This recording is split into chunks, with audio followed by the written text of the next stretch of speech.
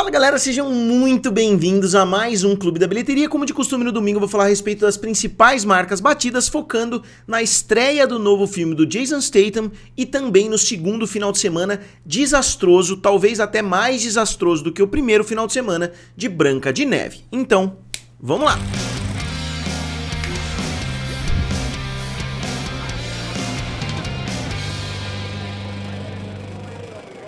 Então pessoal, eu sou o Felipe aqui do canal Triplo F, também lá do canal Guerra dos Streamings.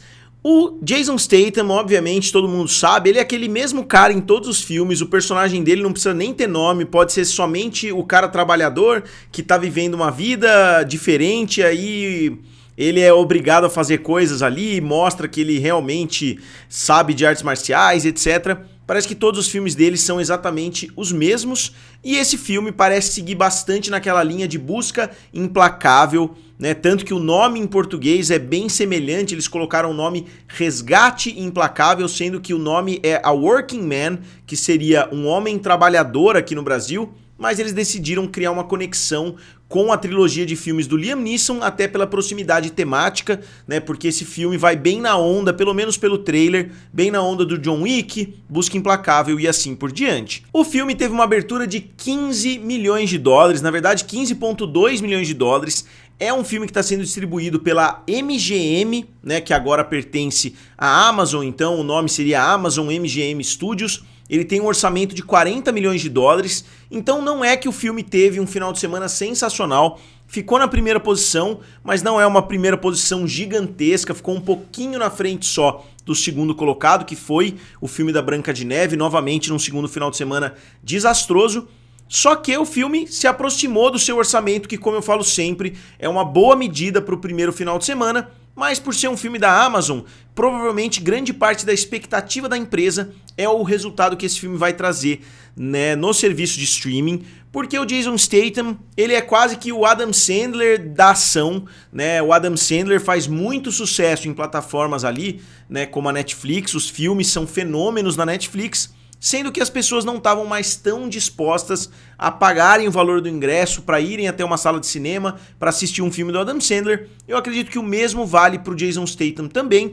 Eu particularmente já vi todos os últimos filmes do Jason Statham. O último lá, que ele é o apicultor, que ele cuida de abelhas, etc. Eu assisti, mas eu assisti num serviço de streaming. Eu não fui a uma sala de cinema para assistir o filme do Jason Statham. Então eu acredito que o que vier das bilheterias vai ser lucro, mas o foco da Amazon provavelmente é no serviço de streaming. E para provar isso, eu fiz uma análise dos últimos filmes originais do Jason Statham. Então obviamente aqui não tem Velozes e Furiosos, não tem o Meg 2, não tem as sequências que ele já fez, tem somente os últimos filmes originais, né? Não digo originais que o filme saiu do nada, né? Pode ser inspirado em um livro e etc, mas são filmes que chegaram pela primeira vez nas salas de cinema. Então o que tem um xizinho são filmes que são considerados fracassos, pelo menos em termos de bilheteria, e os filmes que tem um certinho, né, são filmes considerados bem-sucedidos, se a gente considerar a bilheteria e o orçamento. Então, se a gente vê dos últimos filmes originais do Jason Statham, por enquanto, né, considerando que esse filme ainda não se pagou, ainda não pode ser considerado um sucesso, a gente tem 3 filmes bem-sucedidos e 5 filmes que não se pagaram, enquanto um filme ficou no meio do caminho. Então não é um ator que grita enormes bilheterias, mas como eu disse, com certeza os filmes se pagam e se pagam muito bem nos serviços de streaming. E como eu falei, deem uma olhada em todos esses pôsteres, eu duvido muito que vocês consigam diferenciar os personagens em cada um desses filmes, pelo menos em termos de personalidade. O Jason Statham com certeza é um daqueles atores que faz exatamente o mesmo papel em todos os filmes. E na segunda posição, com uma queda de quase 67%, acho que foi 66,5%, ficou o filme da Branca de Neve, que fez mais 14,2 milhões de dólares no seu segundo final de semana. Então, qualquer chance do filme ser bem sucedido, de ter uma performance como Mufasa teve, ou como alguns outros filmes, né? Elementos, por exemplo, não existe a menor possibilidade mais a essa altura do filme conseguir reverter a situação. Eu diria que não só ele é um grande flop, como ele é um grande desastre em termos de bilheteria, porque as chances dele chegar ao seu orçamento de 250 milhões a essa altura são bem pequenas, eu diria que quase nulas, né? Pelo que o filme fez da primeira para a segunda semana, o filme, na minha opinião, já passou até da classificação de flop, porque um flop para mim seria um filme que passou um pouquinho do seu orçamento, que perdeu dinheiro, né? Se perdeu uma quantidade considerável de dinheiro, muitas pessoas já chamam de flop. Agora, um filme que não conseguiu nem chegar no seu orçamento, pra mim, né, é uma coisa até além do flop. Então, com certeza a Disney tá bem arrependida. Um filme que começou lá na gestão do Bob Chapek, né, que é chefiada pelo Bob Iger. O Bob Iger já falou que eles mudaram e mudaram muitas coisas, só que o filme já estava feito praticamente. Eles fizeram os ajustes ali, mas não foi o suficiente. Com certeza esse filme vai ser motivo da Disney repensar essas estratégias para essas versões em live action. Lembrando que alguns dos últimos filmes em live action foram lançados direto no Disney Plus, né? O filme Peter Pan e Wendy não foi bem recebido, o filme do Pinóquio não foi bem recebido, e agora o filme da Branca de Neve.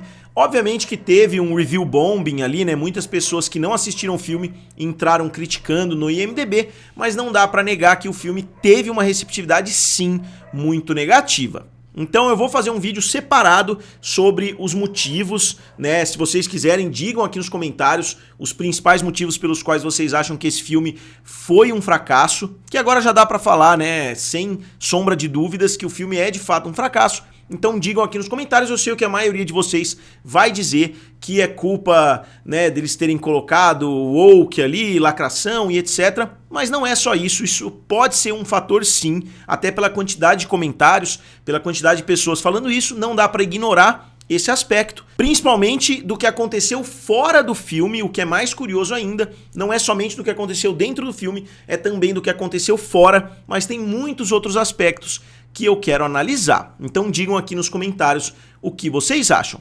Eu fui um pouquinho além e dei uma olhadinha no segundo final de semana de todos os filmes envolvendo princesas. Eu excluí o filme da Mulan agora, porque o filme da Mulan não teve um lançamento cinematográfico, então não faz sentido ter um filme, né, só com um valor zero. Então, só avisando, eu excluí o filme da Mulan.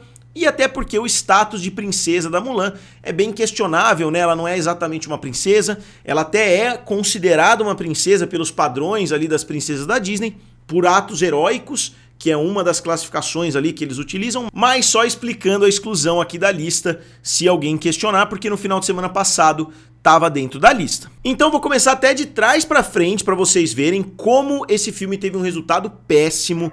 O filme teve um segundo final de semana de 14 milhões de dólares, caindo 66%. Depois, Cinderela teve um final de semana de 34 milhões de dólares, então de 14 saltou para 34. Olhem a diferença entre esses dois filmes, né? Ó, uma queda de 48% do primeiro para o segundo final de semana.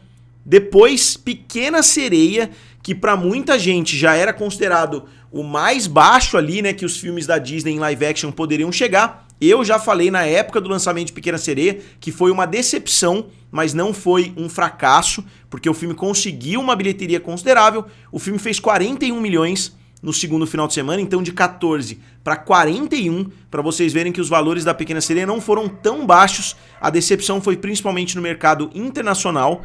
Depois, Malévola, com uma queda de 50%, fez 34 milhões de dólares. Lá em 2014, então mais de 10 anos atrás, o filme da Malévola fez 3 vezes mais no seu segundo final de semana.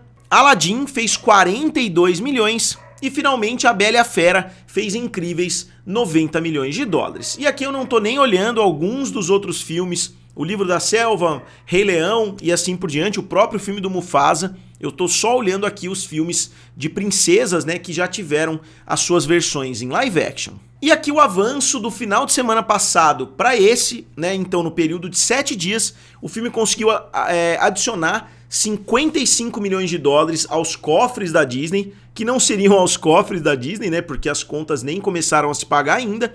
Então 55 milhões do primeiro final de semana para o segundo final de semana, nesse período de 7 dias. Só por medida de comparação eu coloquei aqui o filme do Mufasa, que não foi um enorme sucesso. Ele foi um filme que surpreendeu bastante. O filme, nesse mesmo período, fez 202 milhões de dólares, então de 55 para 202, é quase 4 vezes mais a performance do filme do Mufasa, comparando com o filme da Branca de Neve. E na comparação com os outros filmes da Branca de Neve, os dois filmes lançados lá em 2012, Branca de Neve e O Caçador, continua obviamente com 396 milhões, Espelho, Espelho Meu com 183 milhões e Branca de Neve com 143 milhões. Esse gráfico é interessante na minha opinião, porque mostra que as pessoas, pelo menos em 2012, não queriam lealdade 100%, óbvio que a Branca de Neve da Universal, a Branca de Neve de outra empresa, não é exatamente o live action da Branca de Neve da Disney, mas a gente vê aqui, principalmente no primeiro, né, que é a Branca de Neve e o Caçador, um filme que não tem absolutamente nada a ver, né, com a Branca de Neve do desenho animado, mas que conseguiu um resultado muito bom, né? Então, os problemas da Branca de Neve não são somente mas o filme não seguiu a animação, mas o filme fugiu da animação. Por isso que eu acho que o que foi falado pelas próprias atrizes fora do filme, né, fora do escopo do filme, também ajudou a afetar muito a performance nas bilheterias. Tanto que o filme A Branca de Neve e o Caçador acabou de fato tendo uma sequência e assim por diante, enquanto esse filme a chance é basicamente zero disso acontecer. Então não é só a nostalgia da animação, que o filme precisa ser exatamente igual, porque o filme com o nome Branca de Neve já conseguiu ter um sucesso muito grande. Óbvio que as pessoas tinham expectativas completamente diferentes para um filme da Disney.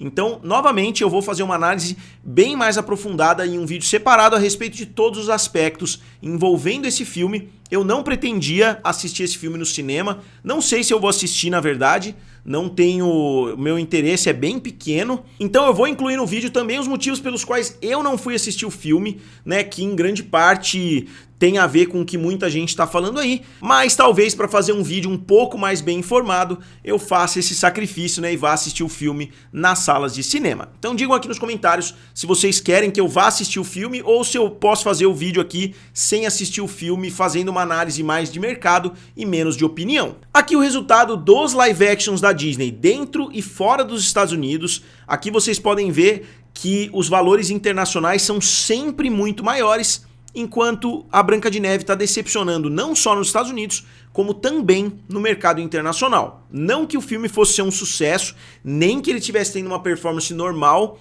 no mercado internacional, mas com certeza ele já estaria ali na casa dos 200, 220, 230 milhões de dólares se ele tivesse tendo uma performance positiva no resto do mundo, o que o filme não está tendo, né? Ainda mais considerando o orçamento de 250 milhões de dólares, que pode até ter sido um pouco mais. E aqui o resultado de todos os live actions da Disney, né? Não todos, novamente eu não incluí todos, eu tô até com uma planilha feita aqui com todos os live actions, que eu pretendo fazer uma análise no vídeo separado, como eu falei.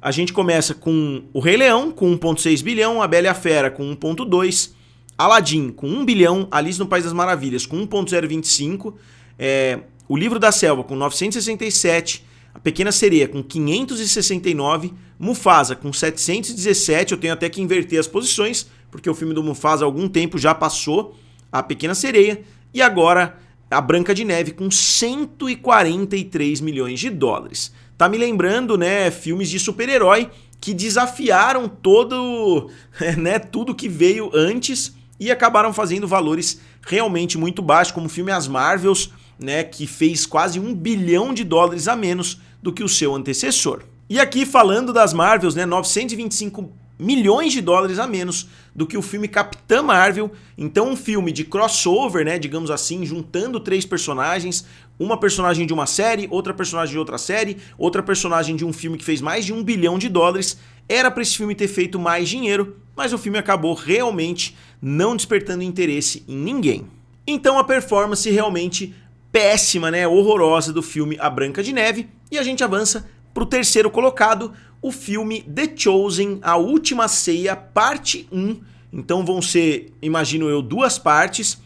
Lembrando que no final de semana passado ou retrasado, eu falei a respeito de um filme da Última Ceia. Então tem filmes concorrentes a respeito da Última Ceia nos cinemas atualmente, né? Tem 2 filmes diferentes falando a respeito disso, só que The Chosen já é uma marca muito forte. E esse filme teve a melhor performance até agora de qualquer um dos filmes, né, que não são exatamente filmes. É uma série que também lança nas salas de cinema. Parece que eles fecharam uma parceria com a Amazon para lançar no Prime Video a 5ª temporada e também esses eventos, né, como eles fazem. E antes disso, eles já tinham lançado 7 experiências cinematográficas, né, digamos assim. Eu não vou falar que é uma série porque tá na sala de cinema, mas também não vou falar que é um filme porque são episódios de uma série. E o primeiro foi lançado lá em 2021, fez 13 milhões de dólares. Depois outro fez 14 milhões, depois 5, 4, 14, 9, 7. Eu não vou colocar aqui, né, porque são episódios de uma série, então não tem um posterzinho para cada um deles. Então é um nicho muito interessante, né, que está sendo cada vez mais atacado por diversos estúdios diferentes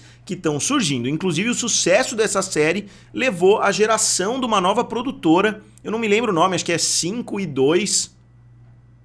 E pessoal, minha câmera tá dando uns problemas aqui, já é a segunda vez que eu tô gravando esse vídeo, até por isso vai demorar um pouco mais pra sair, então se a imagem parar, eu vou continuar só com o áudio mesmo, tá? Só explicando pra vocês se acontecer alguma coisa a partir de agora. Então avançando pra 4ª posição ficou o filme A Mulher no Jardim, que é um filme da Blumhouse. Eu assisti o trailer, pode ser um filme sensacional de terror, ou pode ser um filme muito bobinho, né? Depende muito do clima do filme, de como o filme de fato vai ser feito, né? Mas parece ser uma ideia interessante. Eu ia fazer, né, um apanhadão aí de todos os filmes da Blumhouse, mas eu vou fazer no segundo final de semana porque eu já perdi bastante tempo fazendo os quadros ali para Branca de Neve, para dar uma analisada mais aprofundada no filme da Branca de Neve. Esse filme A Mulher no Jardim fez 9,4 milhões de dólares, que é uma estreia muito boa só em um mercado, considerando que o orçamento é de 12 milhões de dólares. Então, fazer filme de terror é uma maravilha em termos financeiros,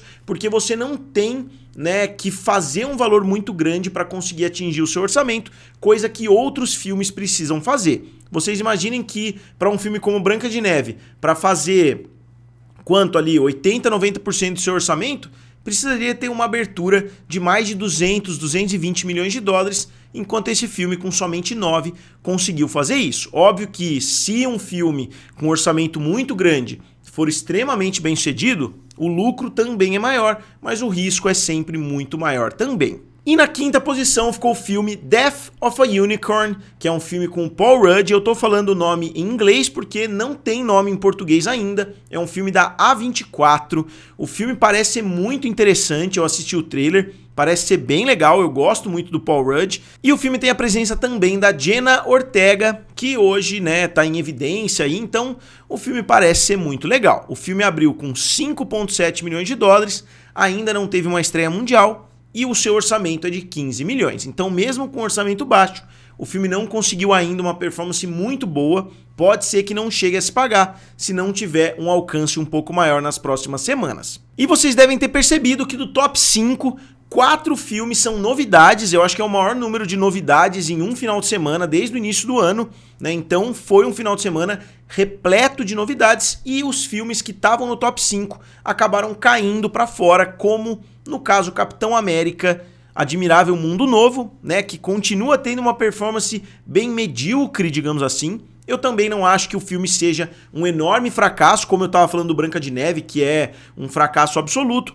O filme do Capitão América, eu acho que a Marvel não tinha as mesmas expectativas que ela tinha pros filmes do Chris Evans, mas com certeza eu acho que eles esperavam algo em torno de 600 milhões, 700 milhões, e o filme está com 405 milhões. Então, decepcionar, com certeza esse filme decepcionou. E o filme adicionou somente mais 5 milhões de dólares do último final de semana para esse, que não é um resultado ideal, né, para um filme gigante, né, como os filmes da Marvel. Então, eu acho que o filme deveria estar fazendo bem mais dinheiro a essa altura, então as quedas foram muito acentuadas também. O comparativo aqui entre os 4 filmes do Capitão América, obviamente o primeiro com 370 milhões, só que com orçamento menor, o segundo com 714, o terceiro com 1,1 bilhão e o quarto com 405 milhões, mas é o primeiro sem a presença do Chris Evans. E aqui todos os filmes que Capitão América Admirável Mundo Novo já ultrapassou, né? Então todos os filmes que já foram ultrapassados por esse filme, a gente tem o Incrível Hulk, Capitão América, Viúva Negra e Os Eternos. Então só isso e as Marvels, quer dizer. Então foi 1, 2, 3, 4, 5 filmes que foram ultrapassados pelo Capitão América 4 num universo de mais de 35. Então o filme com certeza está entre os piores lançamentos até hoje. Depois o filme Dogman chegou a 131 milhões, né, que já coloca ele à frente do Capitão Cueca, que é um filme dentro do mesmo universo. O Mickey 17 também está sendo um fracasso absoluto. O filme chegou a 121 milhões com um orçamento de 118 milhões. Então, com certeza, a Warner vai perder muitos e muitos milhões de dólares com esse filme. Pela última vez eu vou mostrar aqui o filme Paddington, né? O terceiro filme da franquia chegou a 191 milhões, eu acredito que não vai chegar, infelizmente, a marca dos 200, sendo que o primeiro ficou com 326, o segundo com 290, então esse agora com 191 pode ser de fato o último filme da franquia. O filme Nizza 2 continua trazendo muito dinheiro, ele fez mais cerca de 10 milhões de dólares nessa última semana, então o filme chega hoje a 2,123 bilhões de dólares, um dos maiores filmes de todos os tempos. E aqui, se vocês quiserem dar uma olhada no resultado, né, de todos os maiores filmes da história da China, eu não vou ficar reiterando aí todos eles nesse final de semana, mas se vocês quiserem dar uma olhada, os números estão aí. E agora, como foi o final de semana passado aqui no Brasil? Como foi principalmente o resultado de Branca de Neve em território nacional? O filme Branca de Neve fez 13,7 milhões de reais, que não parece um valor tão bom assim se a gente converter para dólar, são cerca de 2,5 milhões de dólares mais ou menos, que para um território do tamanho do Brasil não parece ser algo tão surpreendente assim. Na segunda posição ficou o filme da Fernanda Montenegro, Vitória, com 3 milhões de reais, Capitão América 4 com 1,9 milhão, Super Turnê, é uma turnê de um cantor que eu sinceramente não conheço, e Mickey 17, 1 milhão de reais. E agora, falando do top 5 no mercado norte-americano, a gente tem Capitão América, Admirável Mundo Novo, com 196 milhões, Dogman, com 97, Branca de Neve, com 66, então existe uma realidade bem possível onde o filme da Branca de Neve não bate o filme Dogman. Óbvio que não é tão provável que isso aconteça, mas existe essa possibilidade. One of Them Days, 49 milhões, e Paddington no Peru, com 45 milhões. E no mercado internacional, né, no mercado mundial, a gente tem Nizza 2 com 2,1 bilhões, Tang Tan 1900 com 437 milhões, Capitão América 4 com 405, Criação dos Deuses com 154 e Branca de Neve com 143. Então, uma estrelinha ali de honra ao mérito, né, para o filme da Branca de Neve, porque o filme pelo menos conseguiu o mínimo do mínimo de moral, que é entrar no top 5, mas não dá para negar que o filme é um desastre absoluto. Eu esqueci de mostrar aqui, né, nos últimos finais de semana eu não tinha feito, porque o ano tinha começado há pouco tempo, mas agora a gente já tem praticamente um trimestre lançado, então eu vou voltar a atualizar a bilheteria dos estúdios. A gente tem a Disney disparada na frente, com mais de 30% do mercado, com 2 lançamentos, com 3 lançamentos, basicamente, né, porque o filme do Mufasa chegou no ano passado, mas somando a bilheteria de Mufasa, Capitão América e agora a Branca de Neve, o filme se coloca lá em cima, então muitas pessoas estão falando mal da Disney, com razão, mas a Disney está dominando completamente as bilheterias, porque na segunda posição, com menos de 15%, com 13% do mercado contra 31% da Disney, a Universal, depois a Sony Pictures, a Paramount, a Focus Feature, a Lionsgate e abaixo de 5%, e na 7ª posição a toda poderosa Warner Bros. Discovery, mesmo depois da junção. Tudo bem que a Discovery na parte de bilheteria não adiciona praticamente nada, mas 7ª posição para Warner Bros. É realmente uma posição horrorosa, sendo que ela já lançou Mickey 17, que é um grande filme que por si só já deveria ter colocado a Warner em uma posição melhor. Mas é isso, pessoal. Agora, como sempre, eu gostaria de saber a opinião de vocês. O que vocês acham do segundo final de semana de Branca de Neve? Pra mim, o filme já tá mais do que enterrado, né, digamos assim, e não vai ter beijo do príncipe ali pra reviver o filme. Eu gostaria de saber a opinião de vocês a respeito desse assunto e, como sempre, não deixem de dar uma olhadinha lá no NordVPN. Como sempre, digam aqui nos comentários, curtam o vídeo e se inscrevam no canal. Valeu! E nos vemos em breve.